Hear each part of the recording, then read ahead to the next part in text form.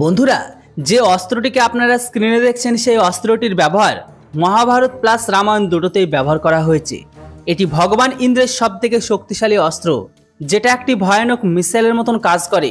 এর গতি এতটাই ছিল যে এটিকে যার উপর ছাড়া হতো না কেন তার মস্তক ধর থেকে আলাদা হওয়া নিশ্চিত। মহাভারতে অর্জুন এটির ব্যবহার করেছিল কর্ণের ওপর, তো রামায়ণে বা লক্ষণজি এই অস্ত্রটিকে মেঘনাথের উপর ব্যবহার করেছিল। আর আজকের দিনে এই টাইপের অস্ত্র ডিআরডিও তৈরি করছে, যেটির বিশেষ বিশেষত্বের স্পিড। আমি এখানে কথা বলছি এইচসিএম মানে হাইপারসনিক ক্রুজ মিসাইলের। ভালো করে শুনে নিন, আমি এখানে কোনো ভারতের ব্রহ্মোস ক্রুজ মিসাইলের কথা বলছি না।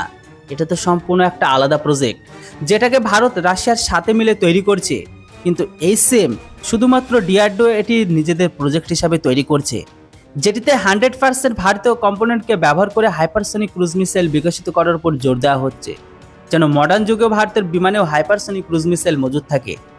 আমি যে মিসাইলের কথা বলছি সেই মিসাইলটার স্পিড এত বেশি যেখানে চীন পাকিস্তানের রাডার তার সামনে ফিকে পড়ে যাবে। কিছু রিপোর্ট অনুসারে ডিআরডিও এইচসিএম এর স্পিড 6000 থেকে 12000 কিলোমিটার প্রতি ঘন্টা বলা হচ্ছে। এতটা স্পিড কোনো ক্রুজ মিসাইলের নেই। এই মিসাইলটি ব্রহ্মোসের মতো সিস্কিমিং, টারেন হাগিং, ম্যানুভারেবিলিটি, মাঝ রাস্তাতে নিজের রাস্তা পরিবর্তন করার মতন ক্ষমতা আছে। এই মিসাইলকে বানানোর প্রয়োজনীয়তা এই কারণে পড়ল কেননা ভারতের কাছে এখন নিজের কোনো সুপারসনিক ক্রুজ মিসাইল নেই। রাশিয়ার সাহায্য নিয়ে আমরা ব্রহ্মোসকে আপগ্রেড করেছি। মানে গতদিন যদি ভারত রাশিয়া তাদের ক্রুজ মিসাইলের টেকনোলজি দিতে বারণ করে দেয়, তাহলে ভারতের সামনে অনেক বড় একটা প্রবলেম তৈরি হবে। যদিও বন্ধুরা এমনটা তো হবে না, কিন্তু কালার কে দেখলো। আর ঠিক এই কারণে মিসাইলের ক্ষেত্রে ভারতকে আত্মনির্ভর হওয়ার জন্য ডিআরডিও একটি হাইপারসনিক মিসাইলকে নির্মাণ করছে, যেটা রেঞ্জ এখনো পর্যন্ত ঠিক হয়নি। যদিও এটা একটা হাইপারসনিক মিসাইল থাকবে, তাই এর মারণ ক্ষমতা 1000 কিলোমিটার প্লাস তো অবশ্যই হওয়া উচিত। কেননা 200 বা 300 কিলোমিটার রেঞ্জের জন্য কোটি কোটি টাকা খরচ করার কোনো মানেই নেই।